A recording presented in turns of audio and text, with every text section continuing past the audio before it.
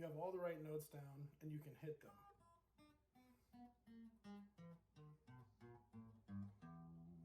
Okay.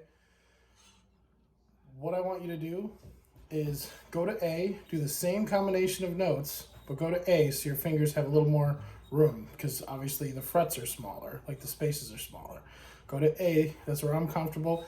If you want to be comfortable here, okay, in 7, that's nice. Wherever you want to go, start on one of the dots. And I want you to make it so it's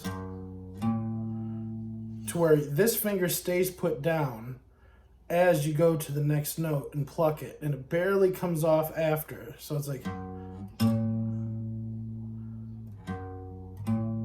there is no, it's just, and let that note ring. So go, and then each time this finger's still down as I pick the next one, and then that comes up and then picks the next one, but I don't put it way up. It's like, and that actually 3 fingers gives you 3 times the strength for a bend. That's why sometimes when I bend, all 3 fingers will be down. I don't always, so usually I bend with my middle finger because it's got a lot more push. You know what I mean? But, and then these come up. This is still ringing as I put my finger down at the same time that I hit the note. Instead of, it's, right? So,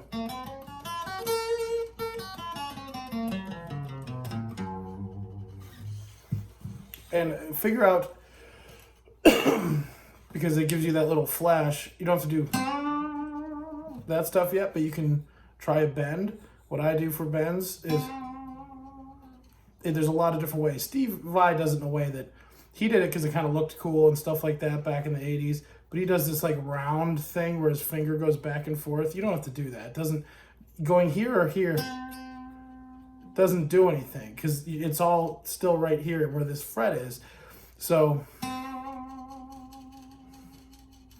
but always use your other fingers to anchor you when you're playing. So this one's kind of weird because there's nothing anchoring it, but those are hammer-ons where I only hit this once. So it's like, and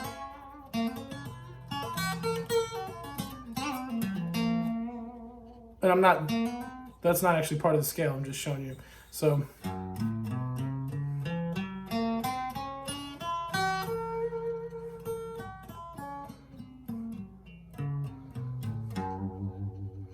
and what's cool is now that you know those notes, you can go like this and pick any of those notes to mess around with. That's what's great about that scale is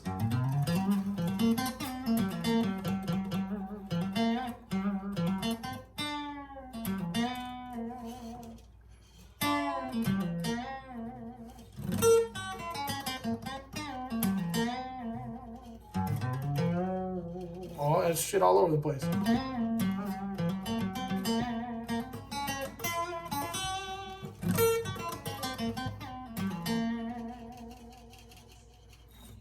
So you can practice a little bit of a vibrato, which is what that is. Wow, wow, wow, wow, wow. That's what people do with their voice when they're singing, like, oh, you know. It's a vibrato. And a bend is just, when I do that, it's a bend, a pull off, and then another note. So only pluck this note first and then pulled off to hit this note. See? Watch my right hand, this one. Only hit it once.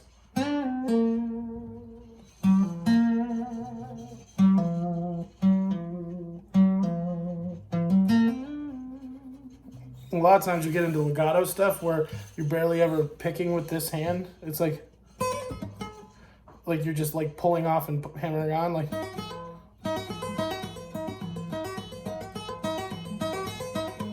That's all just hammer-ons, pull-offs, like this.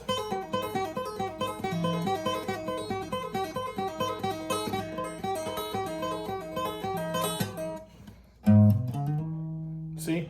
When I usually play that scale, I usually only hit it once. I'm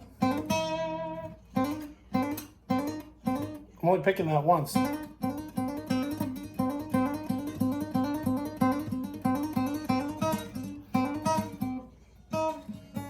This thing's all out of tune, but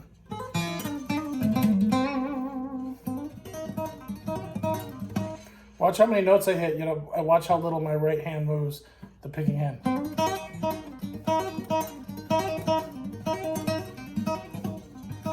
It's crazy.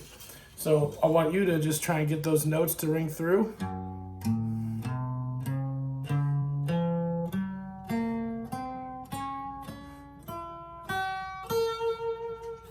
And just mess around with it a little bit. And I have this one down while I'm doing it with this one.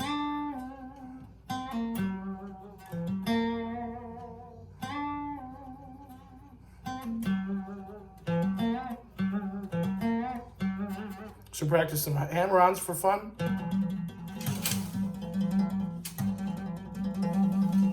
Those are hammer-on pull-offs. So, and then play a little bit. Hammer-on, 2 hammer-ons, hammer-on, 2 hammer-ons, hammer-on. So then you can start messing around like.